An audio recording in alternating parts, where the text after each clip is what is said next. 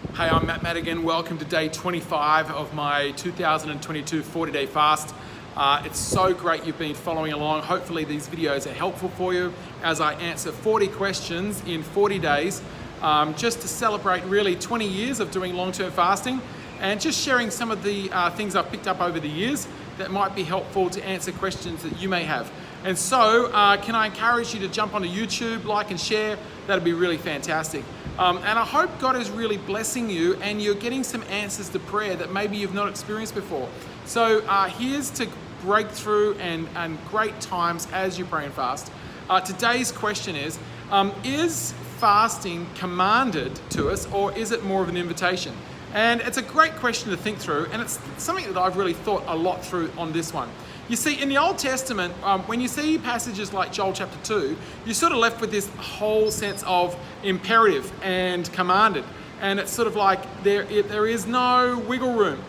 So what happens when you get to the New Testament? Do we see that change at all? And I think we do. I think we actually see Jesus reorientate us away from that idea of its command, so much as there's an invitation being issued from heaven to us. And the verse in particular, which I think is interesting around this, is actually in Matthew chapter 6, verse 16. And it's when Jesus is talking to the Pharisees, or in fact everyone, but he's commenting on the Pharisees around fasting. And he says, when you fast, do not look somber as the hypocrites do, for they disfigure their faces. And it's interesting, the phrase he uses here is when you fast. So there's no imperative in that. It's more of I'm going to show you a better way of how to do it, but I'm not actually going to command you to do it. So we see Jesus sort of changing a little bit from you must to if you do, this is how you should do it. And so there's an inference of a reorientation of that.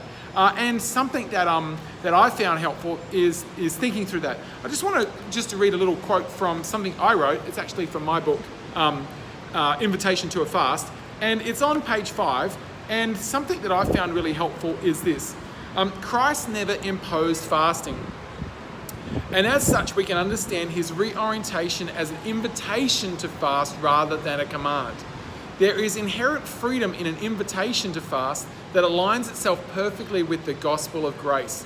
This motif also aligns itself with the image of a bridegroom inviting the bride to come to the final wedding feast and forever be one with the bridegroom. So I think it fits in really well with this idea of grace as well. And so I found it probably the most helpful motif or theme around fasting is that it's an invitation to a fast. I know that on my first 40-day fast, if I had had any other thought about attempting it other than there's an invitation, I'm going to see how I go, I don't think I would have done it. But there was an incredible freedom to say, oh, I'll give it a go. I might make it, I might not, but it was an invitation to experience something from the heavenly realm. So I hope that's helpful. I've written a lot more in my book, Invitation to a Fast, around this idea, pages on it in fact. I'd encourage you to jump onto Amazon and grab that. It hopefully will be helpful for you. So if you like this video, can I encourage you to like and share it if it's helpful for you. Jump onto YouTube, become a subscriber. Let's get the word out there. We're on day 25 today. Only 15 more days to go of this 40-day fast.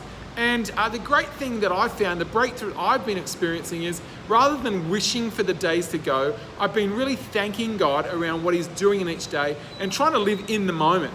And I found that really helpful. So I hope that helps you as well. Have a blessed day, and hopefully day 26 you can join me as well. And God is doing great things in your life. God bless you.